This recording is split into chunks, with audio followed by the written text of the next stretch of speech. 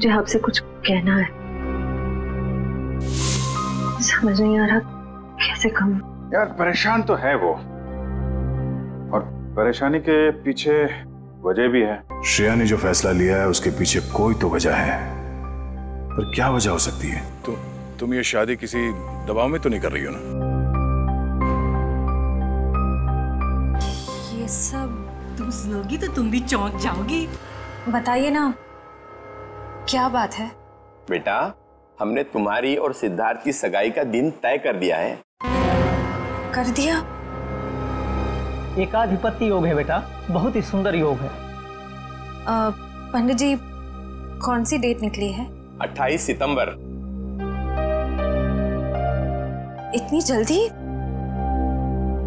पापा, बहुत कम दिन बचे हैं। सबसे शुभ दिन यही है बेटा,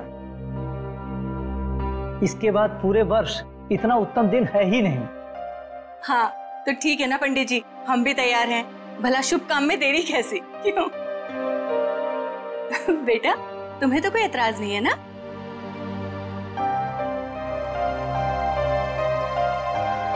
एक्सक्यूज मी। देखा, शर्मा गई। हाँ तो हम तारीख पक्की समझे ना? हाँ हाँ। अल्पा, अरे मुंह क्या देख रही है? मुंह मीठा कराओ समझन जी। हाँ हाँ, क्यों नहीं, अभी लाई।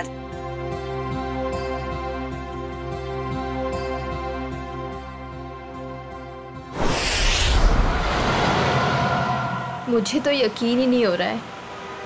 अब मेरा मतलब, हम इतने दिनों बाद एक साथ शहर से दूर छुट्टियां मनाने जा रहे हैं।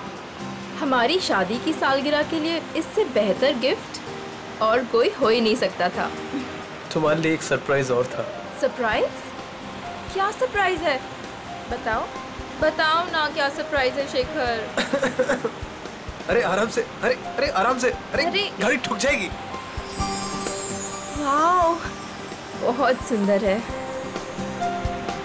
एक और वादा करोगे? कैसा वादा? पहले वादा करो फिर बताऊंगी। चलो किया वादा। क्या? कि तुम मुझे अकेला छोड़ के इतने दिनों तक घर से दूर नहीं जाओगे। तुमसे दूर रह के मैंने जितना कुछ पाया उससे कहीं ज्यादा मैंने खोया है। तुम्हें यकीन दिलाता हूँ, अब आगे से कभी भी तुम्हें अकेला नहीं छोड़ूंगा। शेखर!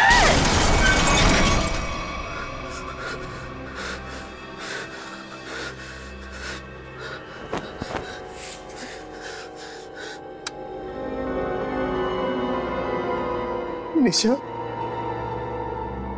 तू मुझे छोड़ के क्यों चली गई? मैं तुम्हारे बिना नहीं रह सकता। शादी की सालगिरह के दिन तुम्हें जाना था मुझे छोड़ के। मैं अच्छा नहीं किया मेरे साथ। मैं तो तुम्हें सारी खुशियां देना चाहता था और तुम मुझे छोड़ के चली। शेखर,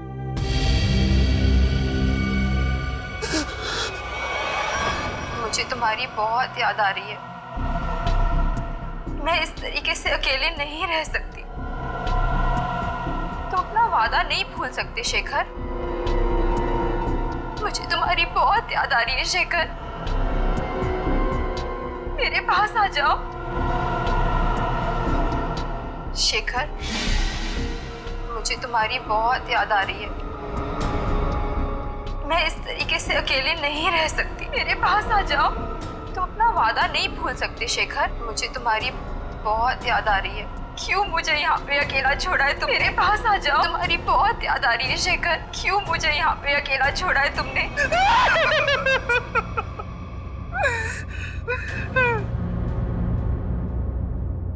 मेरे पास आओ शेखर।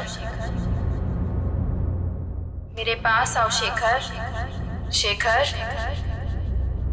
मेरे पास आओ शेखर।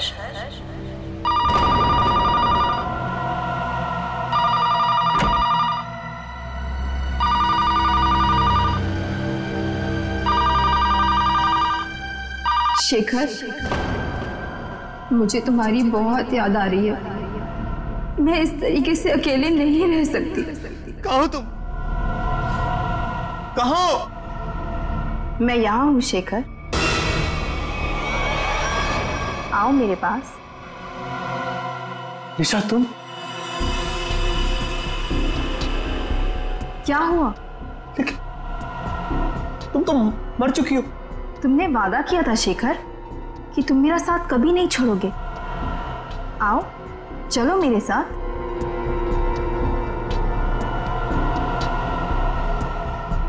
आओ शेखर चलो। रुको निशा।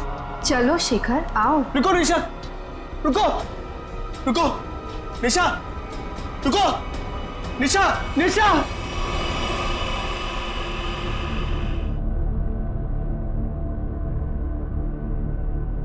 मेरे साथ क्या हो रहा है?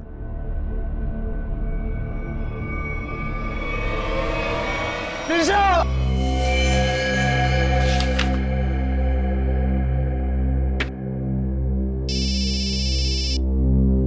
हेलो, हाँ बोल रहा हूँ। शेखर, हाँ दोस्त है मेरा। क्यों? क्या? चलिए, यहाँ कोई तमाशा नहीं हो रहा है। चलो चलो चलो जल्दी, चलो चलो चलो। ओह माय गॉड, ये तुम्हारा दोस्त शेखर ही है?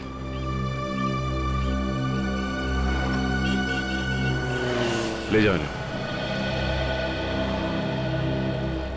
मुझे ये बताइए कि एक्सीडेंट होते हुए आप में से किसने देखा? हा?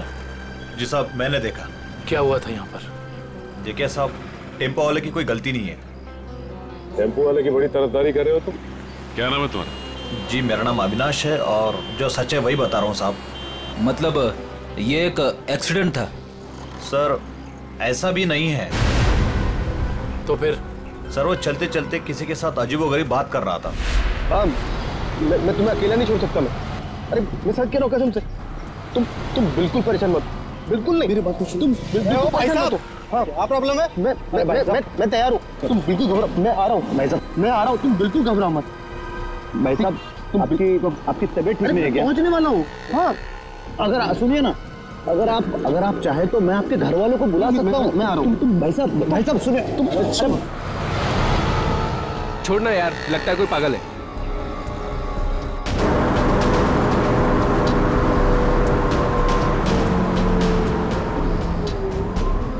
आज हमारा वादा पूरा होगा। अब तुम अकेली नहीं रहोगी। मैं आ रहा हूं तुम्हारे पास।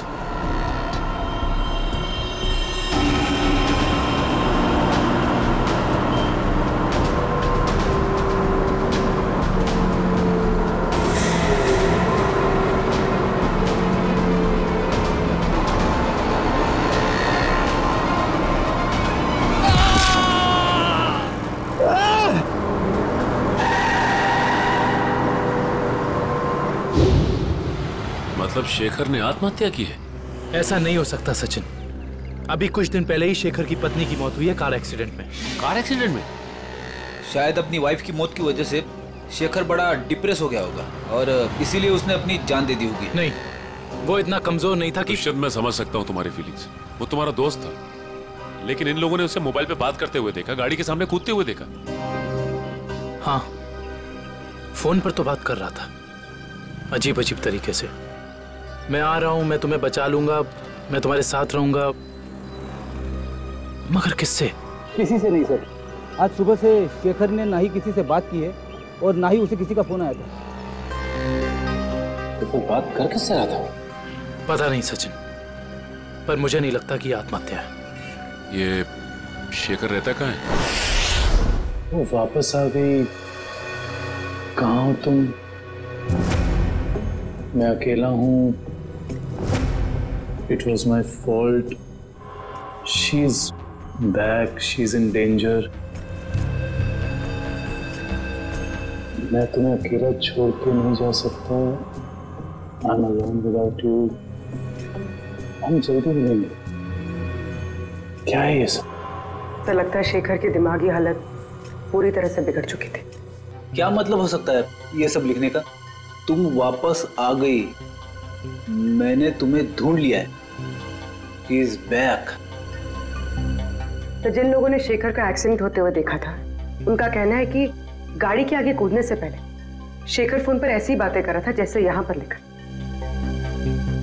निशा की मौत के बाद शेखर परेशान तो जरूर था, लेकिन इस तरह की हरकतें करने लगा था इसका मुझे अंदाजा नहीं था।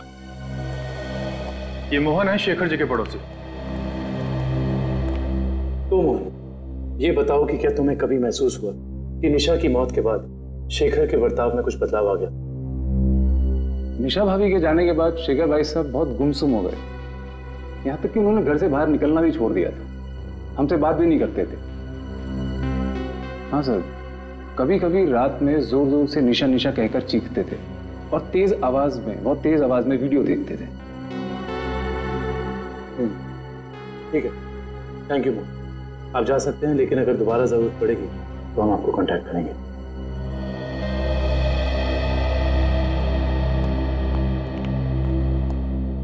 सर जल्दी आइए। जल्दी आइए। क्या हुआ फ्रेड? क्या हुआ? सर ये वीडियो देखिए। वीडियो कहाँ है? वीडियो सर वीडियो है सर, कुछ डरावना वीडियो है। पूर्वी प्ले करो। शेखर, मुझे तुम्हारी बहुत याद आ रही है। मैं इस तरीके से अकेले नहीं रह सकती। तुम अपना वादा नहीं भूल सकते शेखर। क्यों मुझे यहाँ पे अकेला छोड़ा है तुमने? निशा, इसका ऐसा वीडियो चेक करो, ये वीडियो कब बना था? सर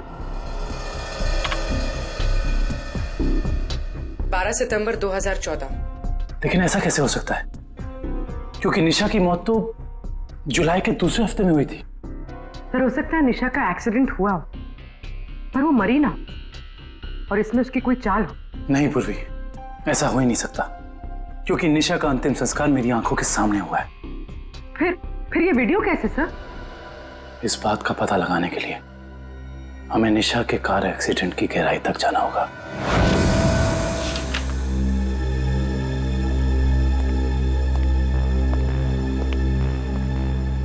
सर ये तो कंफर्म है कि इस वीडियो में ये असली निशा ही है, ना कि उसकी कोई हमशक्ल।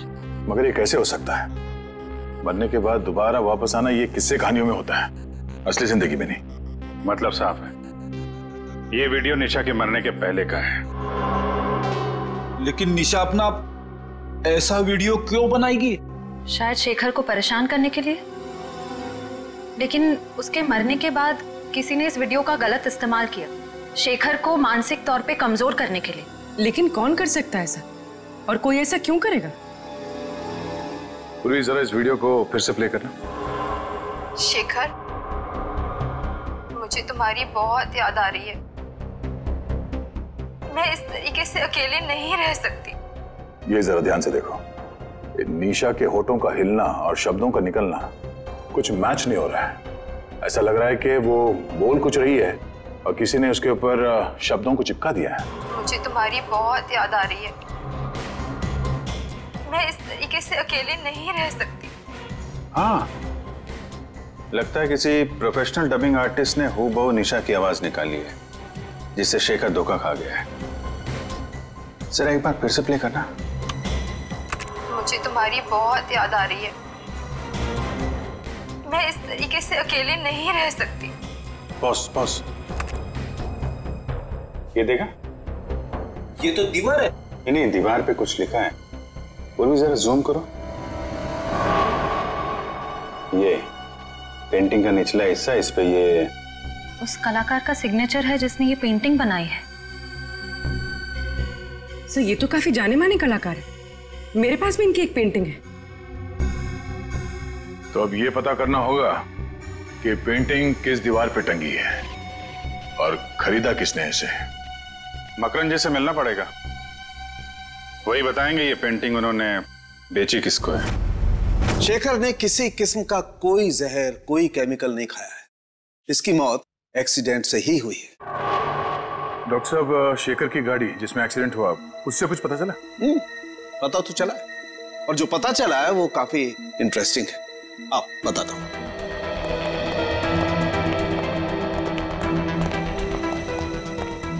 ये देखो, ये शेखर की गाड़ी का पैसेंजर साइड का दरवाजा है।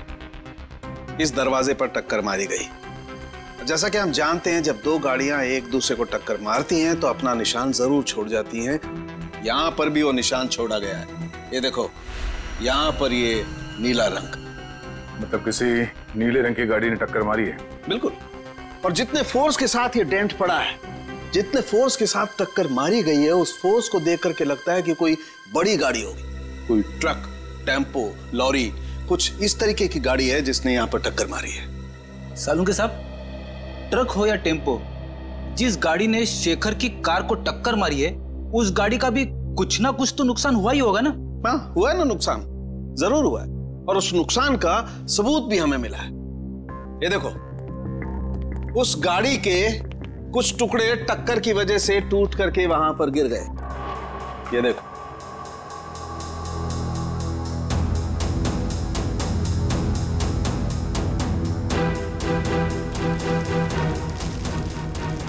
ये तो गाड़ी का लोगो लगता है।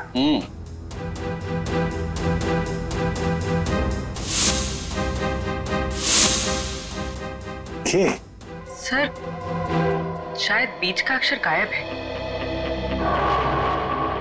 सर मैंने ये लोगो पहले कहीं देखा है।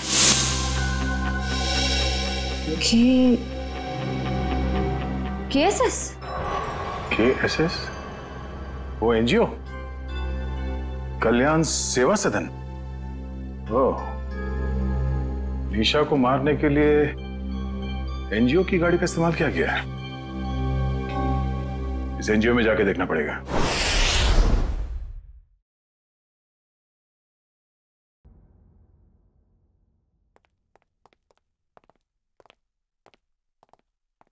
मिस्टर मकरन जी, कहिए। हम लोग सीआईडी से एक केस के सिलसिले में आए।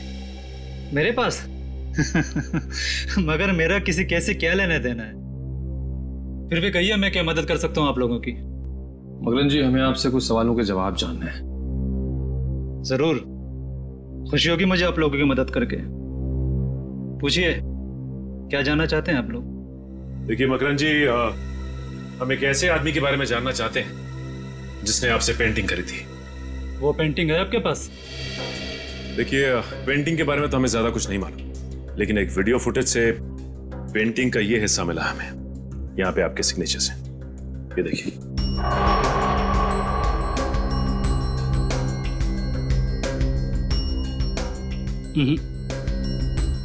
बस इतने से ये बता पाना मुश्किल है कि पेंटिंग कौन सी है। और जाहिर सी बात है कि जब पेंटिंग के बारे में पता नहीं है तो खरीदार के बारे में मैं कैसे बता सकता हूँ? मकरन जी, ध्यान से देखिए, शायद कुछ याद आ जाए आपको।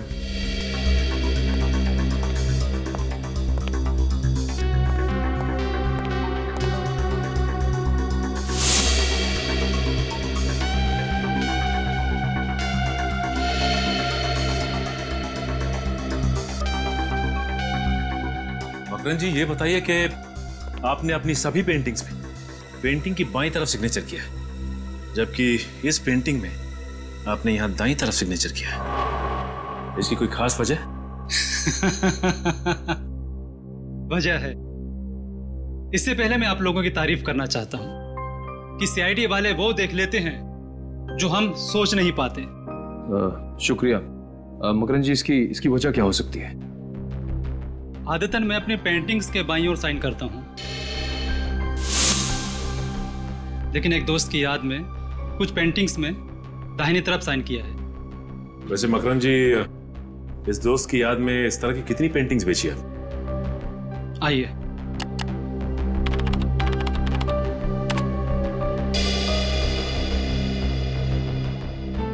तीस पेंटिंग्स बेची है, लेकिन आपकी पेंटिंग किसने खरीदी ये बता पाना मुश्किल है। इन 30 लोगों की लिस्ट से ये पता चल जाएगा कि निशा के वीडियो फुटेज में जो पेंटिंग लटक रही थी वो खरीदी किसने थी। हमारी एनजीओ वैन ने किसी कार को टक्कर मारी थी और किसी औरत की मौत भी हो गई। ऐसा हो ही नहीं सकता। मुझे लगता है आप लोगों को कोई गलतफहमी हुई है। कोई गलतफहमी नहीं है। सबूत है हमारे पास। अच्छा ये बताइए कि कितनी वैन्स हैं आपके एनजीओ की और कितने लोग यहाँ काम करते हैं? सर टोटल 4 वैन्स हैं हमारे पास और सभी चैरिटेबल काम में लगी रहती है और इसके लिए 8 ड्राइवर्स। दिन और रात हर वैन्स पे अलग अलग ड्राइवर्स होते हैं और सभी बहुत शरीफ है सर। सच्चाई जल्दी सामने आ जाए। सर हमने इनकी चारों वैन्स चेक की, उन चारों में से किसी का भी उस एक्सीडेंट से जुड़े होने का कोई सबूत नहीं मिला। आपके पास सिर्फ 4 ही वैन है या कोई और भी वैन है जो अभी बाहर गई हो किसी काम के लिए? सर आज सभी गाड़ियों की इंश्योरेंस रिन्यू कराने की तारीख है और इसलिए सारे के सारे वैन्स जो हैं बाहर खड़े हैं सर, और कुछ देर में वो इंश्योरेंस वाले आ भी जाएंगे। और कोई वैन जो आपने हाल ही में बेची हो? सर हमारे पास एक पुरानी वैन थी सर, जिसे 15 साल हो गए थे, तो कुछ दिन पहले सर हमने उसे बेच दी। किसको बेची थी? सर हमारे पास एक आदमी आया था। क्या नाम था उसका? सर उसकी सारी डिटेल्स हमारे कंप्यूटर में, आपको दिखाऊं? 1 मिनट। सर मुझे किसी जरूरी काम के लिए जाना है, अशोक आपकी मदद करेगा। Can I? Sure. Thank you.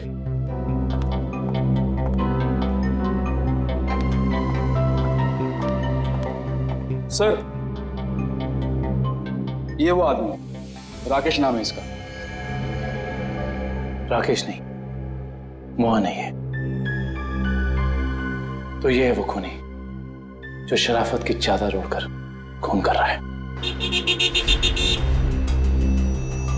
Makarand ने जो लिस्ट दी थी उसमें से हमने 10 जगह देख लिया। उस वीडियो फुटेज में जो पेंटिंग दिख रही थी उसके बारे में कुछ पता नहीं चला। सब्र करो निखिल, हो सकता है हमें 10-12 जगह और देखना पड़ जाए। वैसे लिस्ट में अगला नाम क्या है?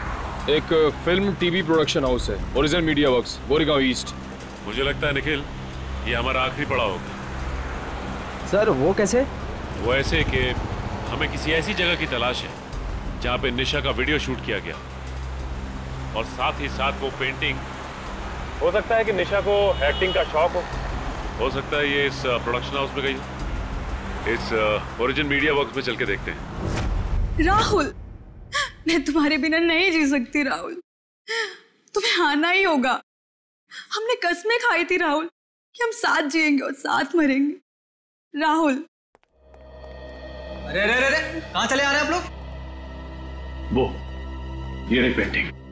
कौन है आप लोग? क्या कर रहे हो ये?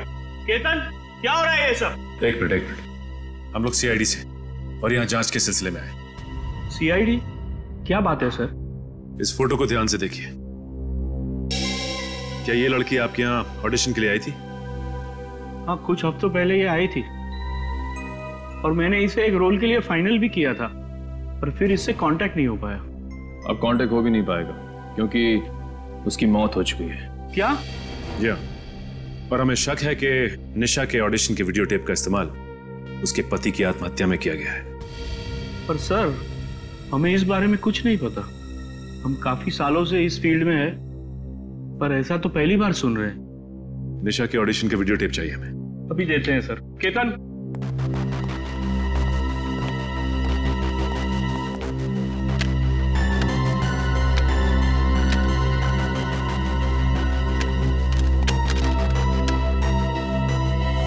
ये क्या हो गया? निशा की सीडी गायब है। गायब? सोनल की भी सीडी गायब है। ऐसा कैसे हो सकता है? इसका मतलब आप दोनों मिले हुए हैं इस गुनाह में। अरे नहीं सर, ऐसा मत कहिए। हम तो कला के पुजारी है, एक्टिंग के लिए भटकते हुए लोगों को काम देकर उनका मनोबल बढ़ाते हैं। हम ऐसा नहीं कर सकते।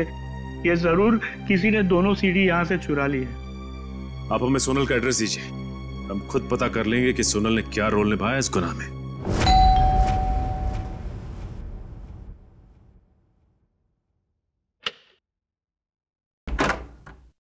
जी कहिए। जी हम लोग सीआईडी से सोनल से मिलना चाहते हैं। आइए।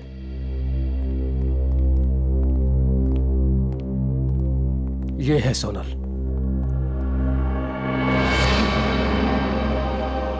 ये कैसे हो गया? क्या बताऊं सर, उसकी कार का एक्सीडेंट हो गया था कुछ हफ्ते पहले। और ये सोनल के पति हैं क्या? जी हाँ, विनय। सोनल की मौत के बाद उनकी दिमागी हालत ठीक नहीं रही है।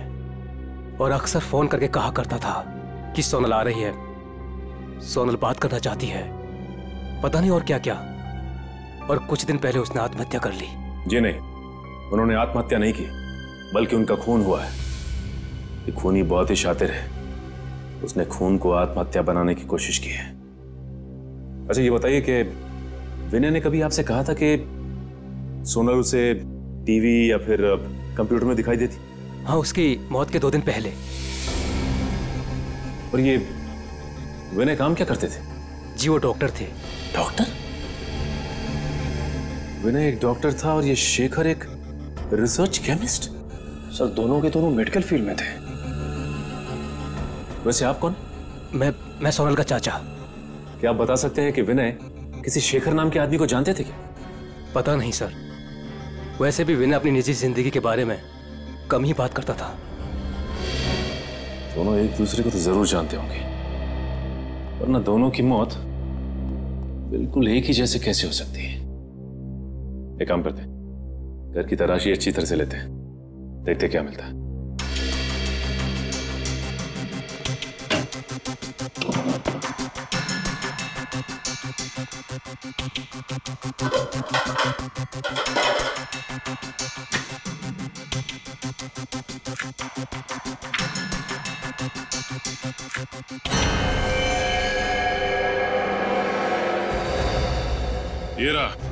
ये रहा उन दोनों के बीच का कनेक्शन। ये देखो निखिल, शेखर के घर से हमें जो फोटो मिली थी उसमें शेखर इस बिल्डिंग के सामने खड़ा था और विनय भी उसी बिल्डिंग के सामने खड़ा है। अब ये बिल्डिंग ही हमें इस केस की तह तक पहुंचाएगी।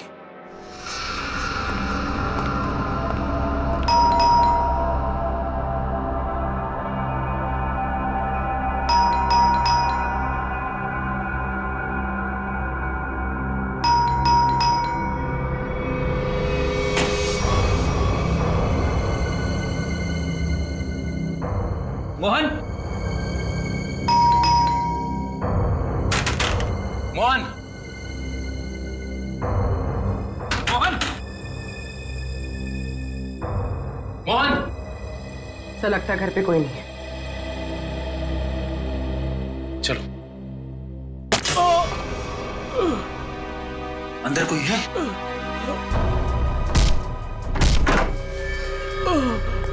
मोहन,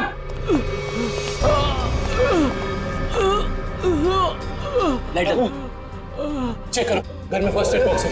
एम्बुलेंस को फोन करो। क्या आप कौन हैं?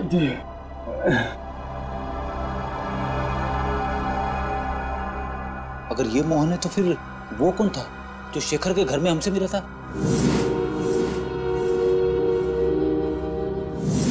वो हमलावर ही था। जब उसने इस मोहन पर गोली चलाई होगी तभी उसी वक्त विक्रम और मयूर ने दरवाजा खटखटा दिया होगा और वो उनके साथ मोहन बन के आ गया। तो मतलब सबूत मिटाने के लिए उसने इस मोहन पर गोली चलाई थी। मुजरिम हमारे सामने था मगर हम उसे पकड़ नहीं पाए।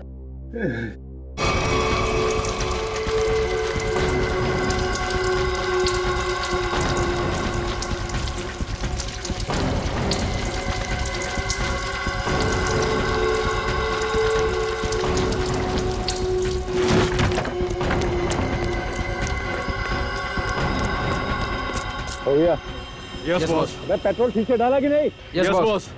जाओ गाड़ी में बैठो।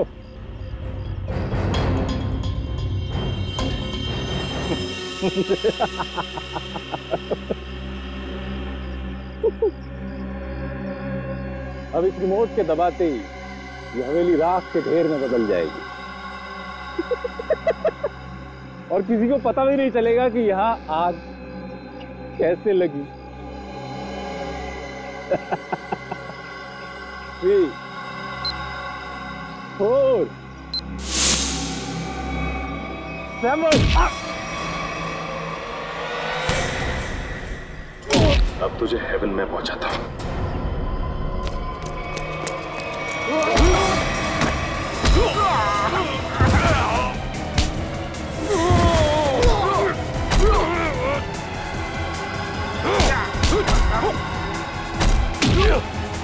Yeah!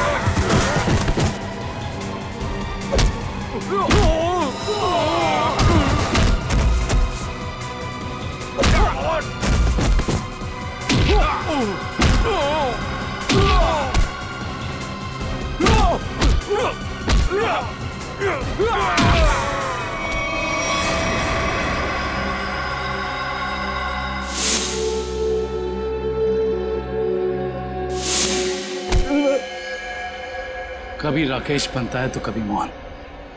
आज बता ही दे कि तेरे घर वालों ने तेरा क्या नाम रखा था। जी राका। बता, विनय और शेखर को क्यों मारा तुमने? पैसे मिले थे मुझे। पैसे के लिए खून करता है? किसने दिए थे पैसे? मैं नहीं जानता उसे, वो मुझे एक बार मिला था लेकिन उसने अपना मुंह ढक के रखा हुआ था। देख, तो अब किसी काम का नहीं रहा, और अगर अपनी जबान नहीं खोलेगा तो हमें भी तेरी कोई जरूरत नहीं है। मैं सच कह रहा हूँ, मैं सच कह रहा हूँ। सुनिए, मैं एक लिस्ट है मेरे पास।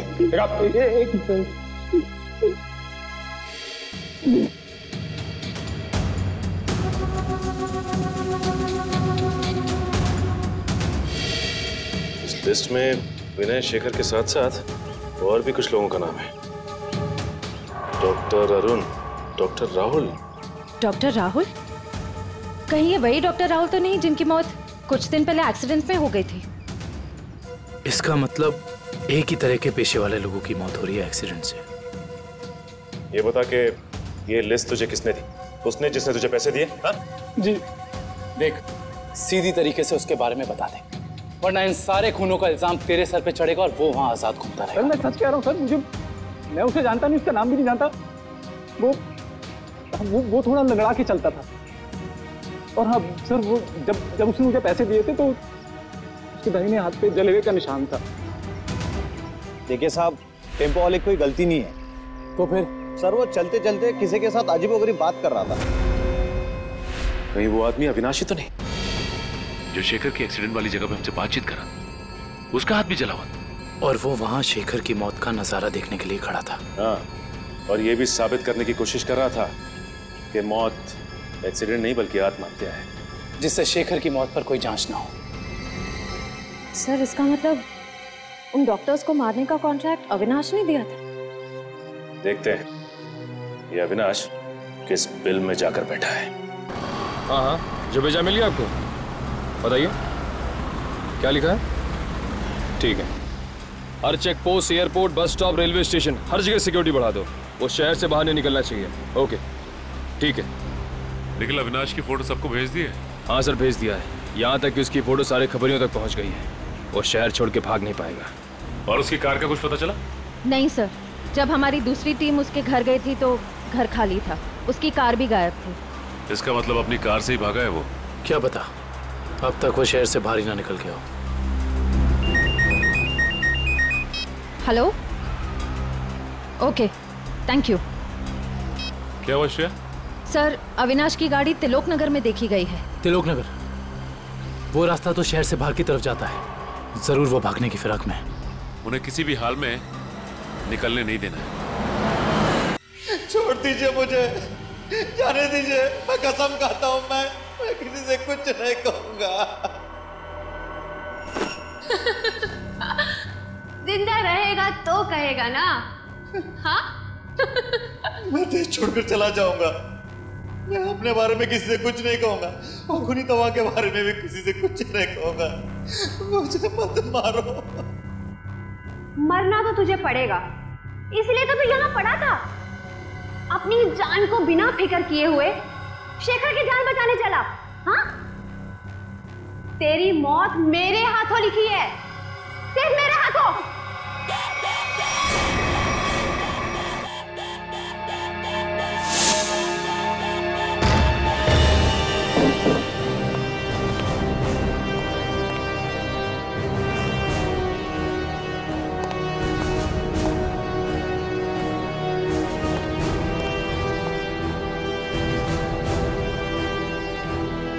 यहाँ तो कोई भी नहीं है।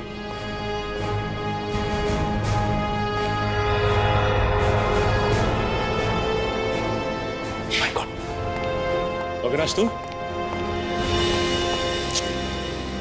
हम तो समझ रहे थे कि कहानी का विलन तू है, लेकिन विलन कोई और ही है। कौन है विलेन? मैं। अदिति।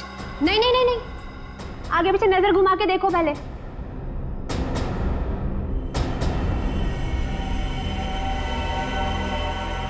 पकड़ो इन लोगों को।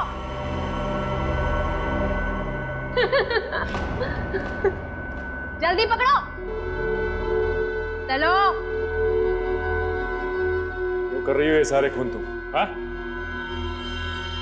हमारी कंपनी की फर्मा ब्रांच ने एक दवा की खोज की थी और हमें शक था कि उसे इस्तेमाल करने के बाद लोगों में कहीं ना कहीं हाइपरटेंशन जैसी दूसरी बीमारी फैल सकती है।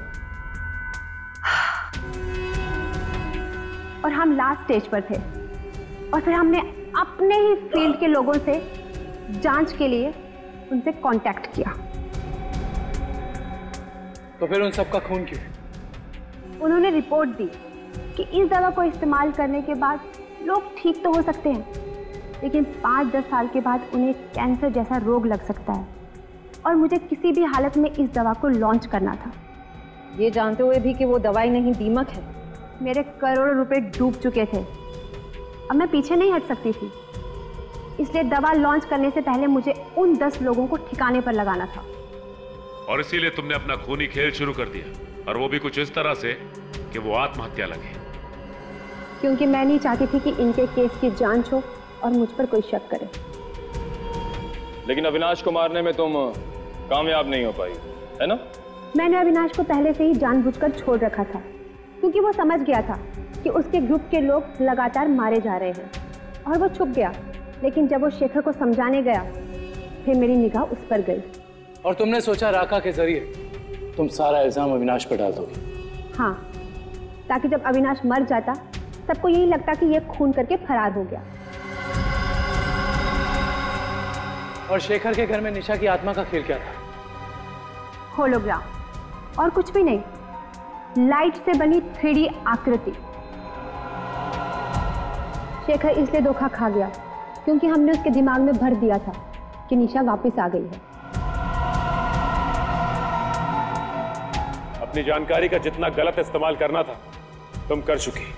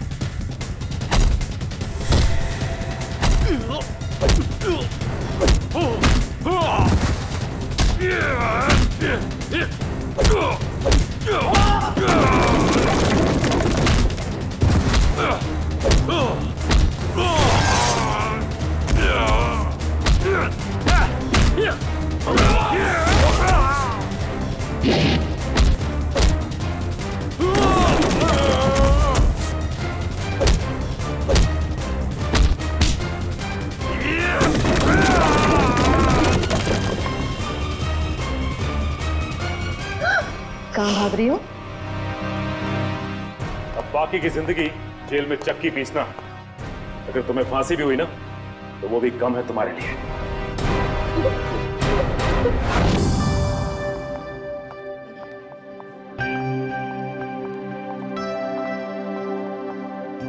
श्रेया, आ गए तुम दोनों? हाय। तुम बुलाओ और हम ना आए, ऐसा कभी हो सकता है? थैंक्स। अच्छा बताओ, हमें क्यों बुलाया है? एक्चुअली मुझे तुम दोनों की हेल्प चाहिए। क्या हेल्प? दया से बात करनी है? तारिका प्लीज, मैं बीती बातें भूल चुकी हूँ। अब मुझे सिर्फ अपनी आने वाली जिंदगी पर कंसंट्रेट करना है। दया सर के बारे में बात नहीं करते हैं। ओके। श्रेया, जब तुम बीती बातें भूल चुकी हो तो दया सर के बारे में बात करने से तुम्हें इतनी तकलीफ क्यों हो रही है?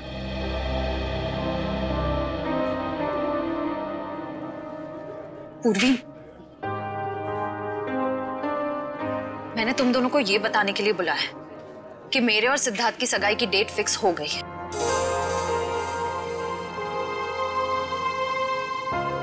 सॉरी श्रेया, अगर अगर तुम्हें मेरी बात बुरी लगी हो तो।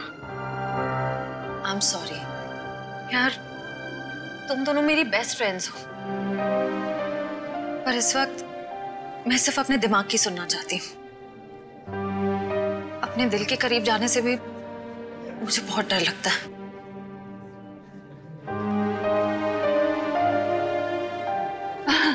अच्छा, क्या डेट फिक्स हुई है एंगेजमेंट की? 28 सितंबर। 28 सितंबर? इतनी जल्दी? आई नो, टाइम बहुत कम है और बहुत सारी तैयारियां करनी है। मैं निकलती हूँ गाइस। डोंट वरी श्रेया, सब ठीक हो जाएगा। थैंक यू, बाद में बात करते हैं। Thanks for coming. बाय।